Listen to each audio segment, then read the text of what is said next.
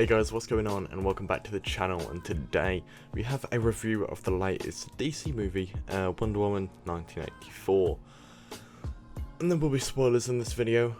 Okay, so to put it frankly, one of the most disappointing films I've seen, which is a shame. It's a real shame, because I loved the first one. I think the first one's great, so it's just shockingly bad. I mean, like, that's the simplest way I can put it. I don't know what happened to this film. I don't think there was any studio interference really, like there has been in the past with Warner Bros. So I think it was just a lack of quality this time around from the creative team. I'll start off with the few things I did like. The visuals and the music I think were above the first one. I think they were great. I think the film looks great, and I think it sounds great.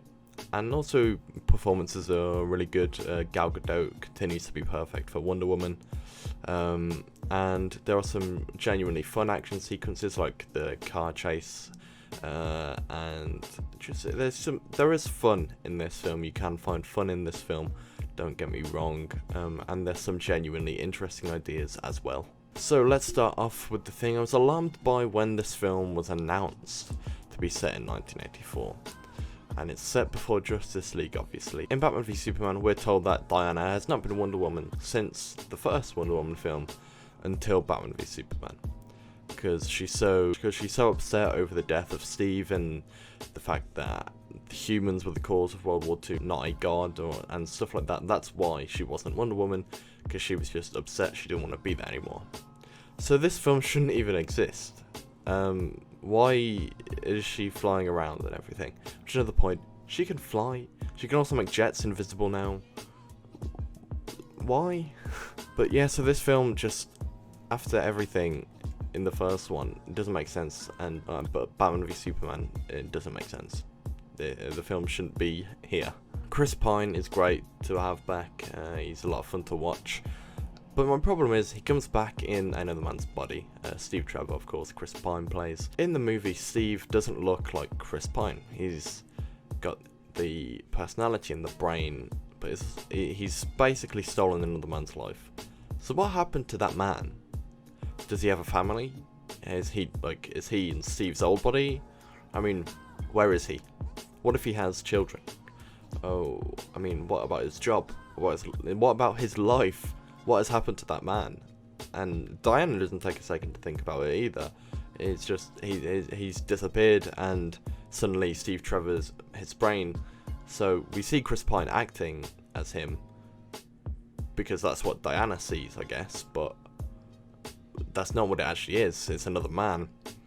And then that's not even the worst part. Diana then sleeps with him, and I've seen some people on Twitter accuse it of being like Diana being a rapist, and no, I don't agree with that at all. I just think it's really poorly executed and poorly thought out, because it's just weird, in my opinion. For me, I don't think it's anything that inappropriate or that disgusting, but it's just badly thought out and weird, and I don't know, it's really takes away from the few good things in this film. Really takes away from Diana and Steve, two enjoyable parts of the film. And then for quite some time, it feels incredibly slow.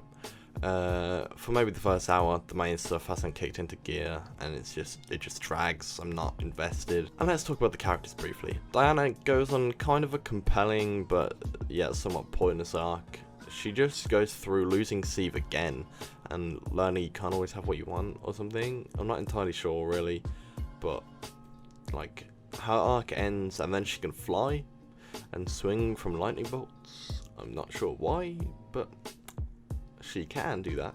Another character, Barbara, she's probably the best character in the film. She's set up really well. She's really compelling all the way through until one line. She says,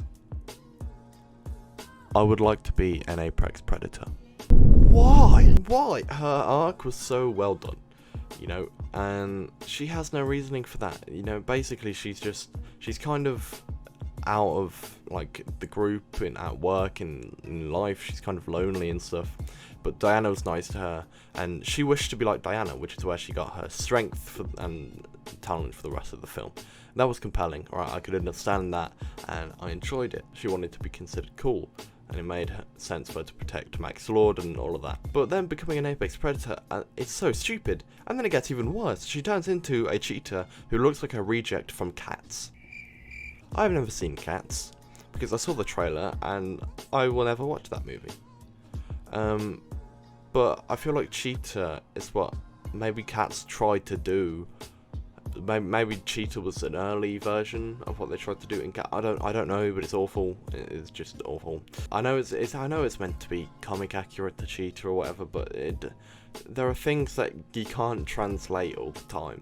Maxwell Lord is fine. He's portrayed so well by Pedro Pascal that I enjoy having him on screen, but he's not overly compelling. There's an attempt to make him interesting and compelling, which I appreciate, but he's really not enough for me. Then the plot.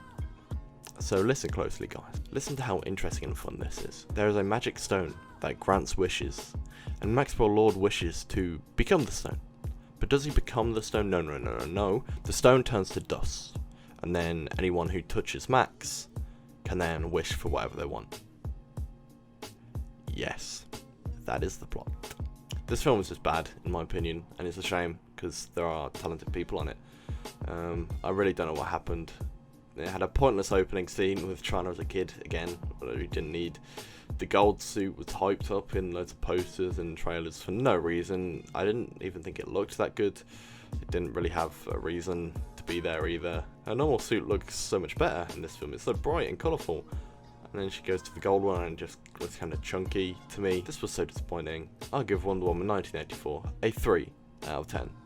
But it's still better than Justice League.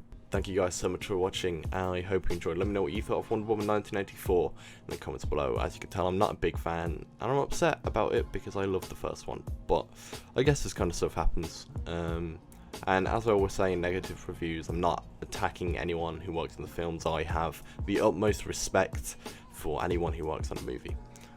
But I'm still allowed to have my opinion on the actual product and still allowed to criticize. But as I said, thank you guys. Let me know what you thought. Did you love it? Did you hate it? This was just my opinion. And I'll catch you guys in the next one.